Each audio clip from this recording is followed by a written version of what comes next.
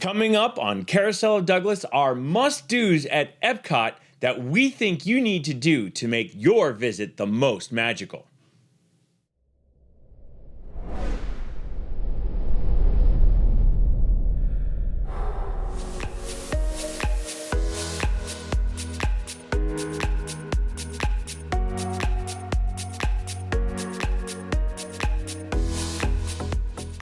Welcome to the Carousel of Douglas, where today we're going to be talking about our Epcot must-dos.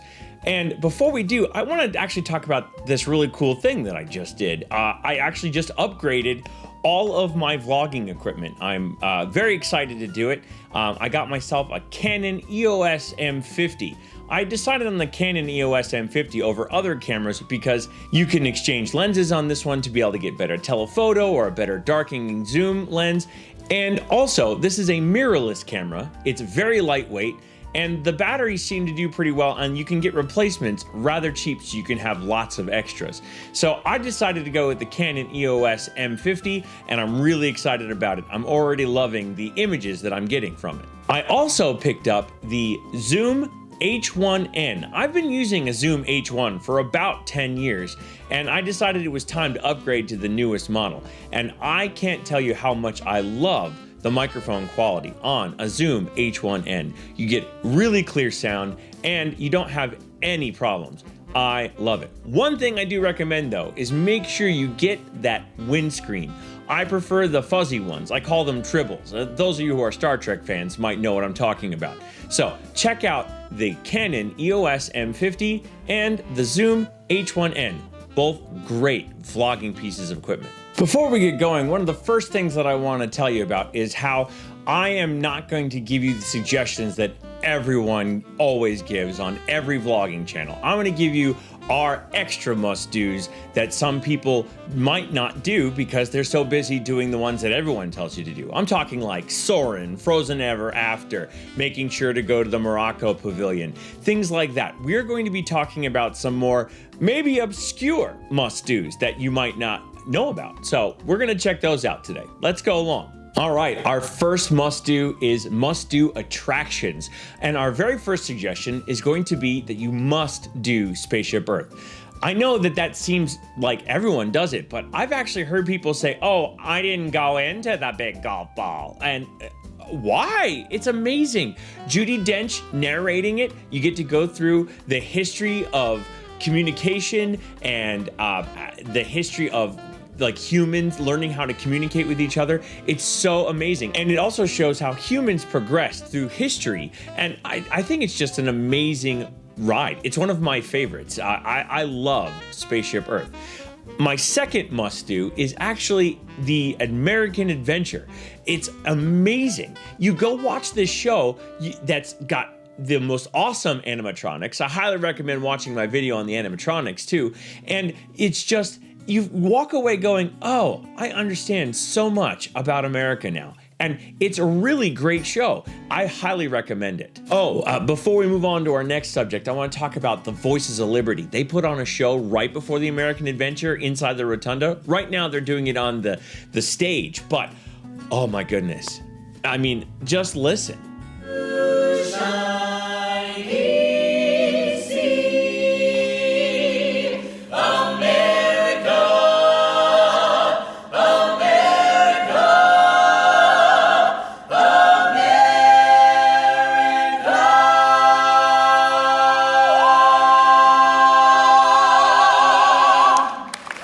Yeah, the Voices of Liberty are just worth your time.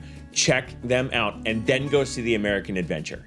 Our next topic is must-do restaurants. Of course, everyone talks about how you should do Chefs de France and Le Cellier.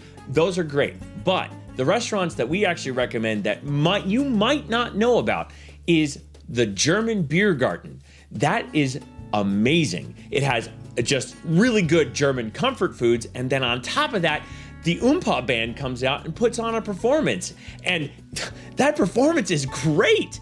And with the great food that comes out and the pretzel bread and the beer selection, because it's real German beer, you really can't beat it. And that food is great. You have everything from different types of wurst and schnitzel to different types of German desserts, like German chocolate cake. I'm not exactly sure if that's actually German, but they serve it there, and it's darn good. So I highly recommend the German Beer Garden. The other restaurant that we recommend is Via Napoli. If you haven't been back into the very back of the Italy Pavilion, there's an amazing pizza place back there. And they have these 3 ovens that are named after the volcanoes in Italy, and the pizza is amazing. You can't beat it there in the park, especially with all those weird puffy pizzas that they serve everywhere. I'm looking at you, Pizza Rizzo. These pizzas are so good, and you can customize them, and I highly recommend you just take a look at it and try them all. They are so tasty. Go for Via Napoli. Our next must-do are the must-do World Showcase pavilions. Like I said earlier, everyone talks about you have to see the Morocco pavilion because the tile work there is just incredible, but that's not the ones I'm going to recommend today. Today I'm going to recommend Japan, especially for the Mitsukoshi shop. That Mitsukoshi shop has so much just random awesome things in it. You can get lost in there for hours. They have great Japanese snacks, and in the back there's a sake bar. They even have one of those places where you can get a real pearl out of a real oyster. Currently that's not operating, but you definitely should check that out.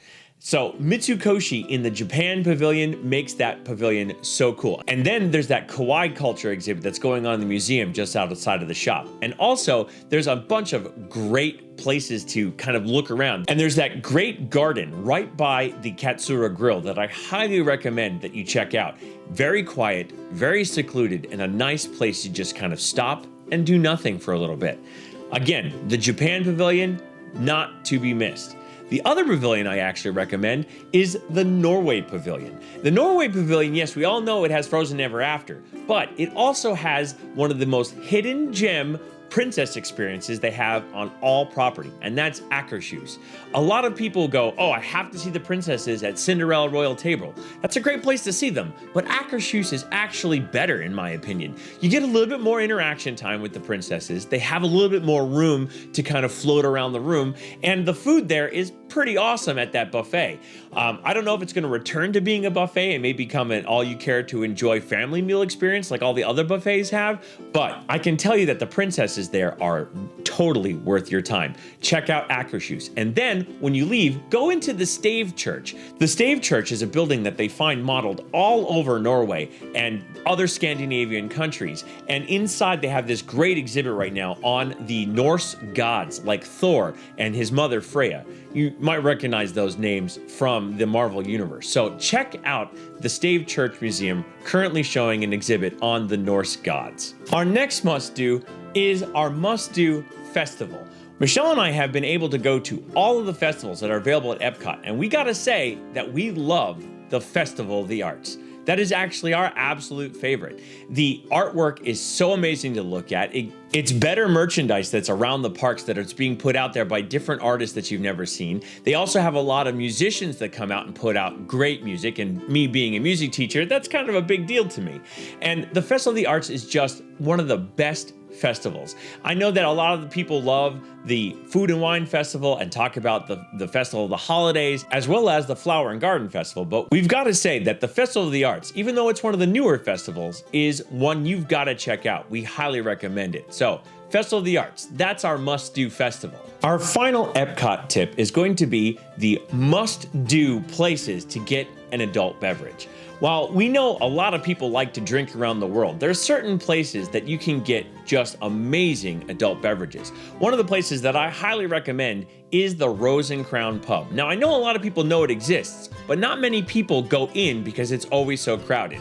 And it's crowded for a really good reason, because the bartenders there are really, really good at talking to you like a human being and making you feel like you're in your local hometown pub. And then they have a great selection of English beer. You really can't beat it. And I highly recommend the Rose and Crown. Now, for a little surprise, we have a mouse moment with Michelle where she tells you where she likes to get her favorite adult beverages. Hey all, Michelle here. Wanted to give you a quick tip on a must-do place for an adult beverage. My favorite stop is in Mexico at La Cava del Tequila. Their top shelf margarita is one of my favorite ever. I have to get one at least every time we stop in Epcot, sometimes multiple times. I know a lot of people like to drink around the world. I like to just keep stopping in Mexico and refilling. They have some of the best choices out there, some of the best tequilas and best mezcal, and it's my favorite place to stop in all of Disney World. So if you're ever in the area and you're looking for the best tequila, best margarita, La Cava is definitely your place to stop. And I hope this helps. I hope you enjoyed it, and I will see you guys next time. Oh, quick, one honorable mention, little tip just before we go. The must-do place to watch the fireworks from. So I cannot tell you how much I love a little spot right next to Mexico. There is this great little shop. It's also where Mariachi Cobre plays in normal times.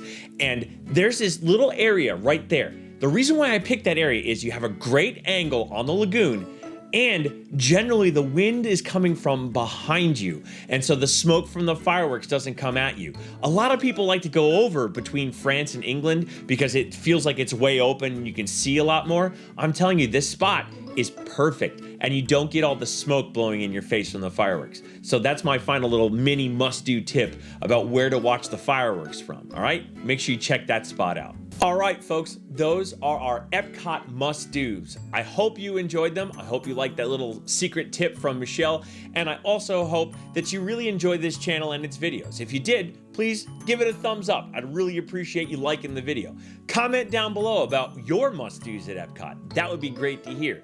Hit that subscribe button because your subscriptions help this channel so much. Please make sure you do that. And if you hit the notification icons, I try to put out 2 videos a week, roughly. So we'd love your support. Thanks a lot. And because, like I always say, I don't like to say goodbye because I'm going to see you real soon. So, see you, bye.